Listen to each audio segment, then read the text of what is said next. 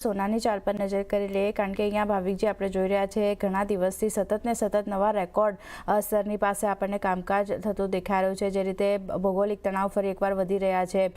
International માર્કેટમાં dollar index વધ્યો છે એની અસર પણ આપણે જોઈએ તો હવે સોનાની કિંમતો પર નથી જોઈ રહ્યા આપણે કારણ કે ઘટાડો નથી અને ઇન્ટરનેશનલ માર્કેટમાં જુઓ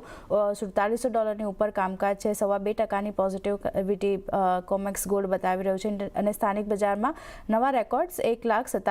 ઉપર કામકાજ જોઈ રહ્યા છે અહીંયા કઈ રીતે ધ્યાન રાખી રહ્યા છો કારણ કે ઘણા બધા ફેક્ટર જે છે તે અહીંયા પણ અસર કરી રહ્યા છે સેફ હેવન ડિમાન્ડ તો વધી જ રહી છે બાકી જે સેન્ટ્રલ બેંક તરફથી ખરીદારી વધતી દેખાઈ રહી છે ચાઇના હવે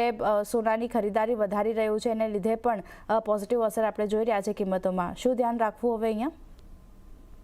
આઈ થિંક હવે નેક્સ્ટ ટાર્ગેટ આપણે 5,000 જ રાખી શકાય છે અને હવે જે ઇકોનોમિક ડેટા છે તો ક્લિયરલી બેક બર્નર પર જ છે હવે કોઈ યુએસના કેવા જોબ ડેટા આવ્યા છે કેવી ઇકોનોમી સુધરી છે કે ફેડનું રવણ શું રહેશે એ બધું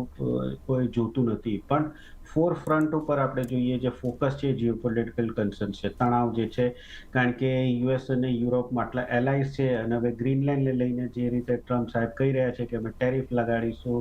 કેનેડા અમારું છે આ બધું અનસર્ટનિટીના લીધે અગેન બધી જ મોસ્ટ ઓફ જે કન્ટ્રીઝ છે ડોલર ડમ્પ કરી રહી છે અને ડોલર ડમ્પ કરે તો બીજી કઈ કરન્સી છે કે જે ગ્લોબલી બધે વપરાશ થાય અને જે સેફ હેવન છે એ છે ગોલ્ડ અને સિલ્વર ખાસ કરીને સોનું એટલે અગેન સોનું જે છે એ અત્યારે આપણે જોઈ રહ્યા છે કે જેમ જેમ અનસર્ટનિટી વધે છે એમ ડિમાન્ડ જે છે વધે છે કેટલાય વખતે આપણે જોઈ રહ્યા હતા કે સેન્ટ્રલ બેંકમાં ખાસ કરીને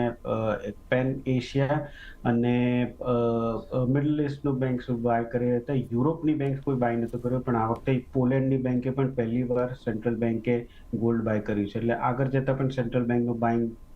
ચાલુ રહેશે ડી ડોલરાઇઝેશનના લીધે ડોલર ડમ્પ કરવાના છે જેથી સેફ હેવન ગોલ્ડની ડિમાન્ડ વધતી રહેશે એટલે નિયર ટર્મ મને લાગે છે કે 5,000નો ટાર્ગેટ આવી શકે છે આપણે ત્યાં 1,62,000 સુધીનો પણ ટાર્ગેટ આવી શકે છે તો ઓવરઓલ અહીંયાથી બાયની રિકમેન્ડેશન છે ઇન્ટ્રાડે હું કોઈ કોલ નહીં આપું કારણ કે બહુ જ વધી ગયું છે વોલેટિલિટી બહુ જ છે બટ હું કહીશ કે અહીંયા ભલે કેટલું વધ્યું હોય શોર્ટ ના કરતા જો તમે બાય ના કરી શકો કોઈ પણ ડિપ આવે તો બાય કરો શોર્ટ ના કરો ઓવરઓલ અહીંયાથી 1,62,000 સુધીનો ટાર્ગેટ દેખાઈ રહ્યો છે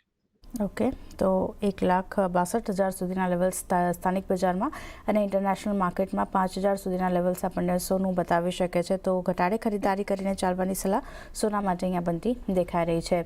ચાંદીની વાત કરી લઈએ ચાંદીમાં પણ આપણે જોઈ રહ્યા છે સોના કરતાં વધારે તેજી આગળ વધતી જોઈ છે ઇન્ટરનેશનલ માર્કેટમાં જ્યાં $93 પાસે કામકાજ છે અહીંયા થોડો કંઈક ઘટાડો આપણે જોઈ રહ્યા છે અત્યારે જો $94 પાસે 5% વધુની આસપાસની વેચવાલી અહીંયા બનતી દેખાય છે અને સ્થાનિક બજારમાં 3,33,300ના લેવલ્સની પાસે કામકાજ જોઈ રહ્યા છે અહીંયા 1.3% આસપાસની ખરીદારી આપણને બનતી દેખાઈ રહી છે અહીંયા કઈ રીતે ધ્યાન રાખવું ભાવિકજી કારણ કે 3,50,000 સુધીના લેવલ્સ સ્થાનિક બજારમાં જલ્દી આપણને ચાંદી બતાવી શકે છે ઇન્ટરનેશનલ માર્કેટ માટે $100ના સ્તર દૂર નથી જે રીતે અત્યારે આપણે સિનારીઓ જોઈ રહ્યા છે શું વ્યૂ રાખવો સિલ્વર માટે સિલ્વરમાં પોઝિટિવ રાખવું જોઈએ અને આઈ થિંક તમે વાત સાચી કીધી કે $100 પહેલો ટાર્ગેટ છે એના પછી 125 દેખાઈ રહ્યો છે બટ ઇન્ટરનેશનલ માર્કેટને આપણે એમસીએક્સમાં જોઈએ તો થોડીક ડિસ્પેરિટી છે કે જ્યાં ત્યાં એટલું બધું વધ્યું નથી આપણે ત્યાં રૂપિયાના વીકનેસને પણ લઈને આપણે પણ જોઈએ ને તો આપણે ત્યાં પ્રાઇસીસ વધારે છે એટલે ગમે ત્યારે આપણે ત્યાં એમસીએક્સમાં એક મેવી કરેક્શન આવી શકે છે પેરિટીને લાવવા માટે કોમેક્સના પ્રાઇસીસ સાથે આપણે ક્લિયરલી અહીંયા એમસીએક્સમાં સોનું અને ચાંદી બેઉ જે ટ્રેડ થઈ રહ્યું છે એ કોમેક્સના પ્રાઇસ કરતાં પ્રીમિયમમાં ટ્રેડ કરી રહ્યું છે અને આ યુઝ્યુઅલી ત્યારે થતું હોય છે જ્યારે ડિમાન્ડ બહુ હોય છે અને અત્યારે ક્લિયરલી આઈ થિંક સેલર્સ જે છે એ મને લાગે છે કે બહુ હાર્ડલી છે જે છે બધા બાયર્સ જ છે ફોમો ચાલી રહ્યો છે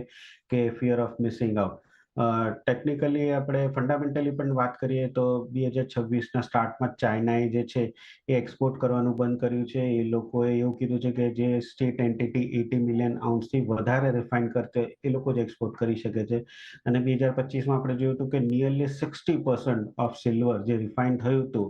એ ચાઇના તરફથી થયું હતું એટલે જો મેજર આઈ થિંક એક હેડેક થવાનું છે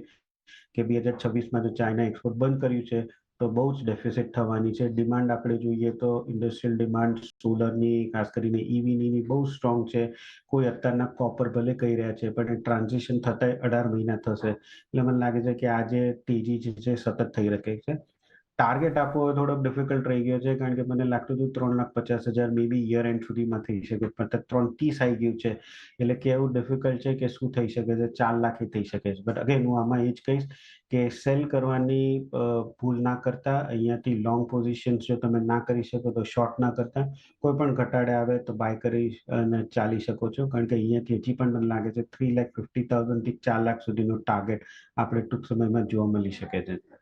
ઓકે, તો ચાંદીમાં પણ ખરીદારી કરીને ચાલવાની સલાહ બનતી દેખાઈ રહી છે. ઘટાડે ખરીદારી કરીને ચાલી શકો છો. ઇન્ટરનેશનલ માર્કેટમાં પહેલો ટાર્ગેટ ₹100 અને ત્યારબાદ 125 સુધીના લેવલ્સ પણ બનતા દેખાઈ શકે છે. સ્થાનિક બજારમાં 4 લાખ સુધીના લેવલ્સ ચાંદી બતાવી શકે છે, તો અહીંયા વ્યૂ પોઝિટિવ છે. સોના ચાંદી બંનેમાં ઘટાડે ખરીદારીનો વ્યૂ બની રહ્યો છે. પણ એ સાથે જ સમય થયો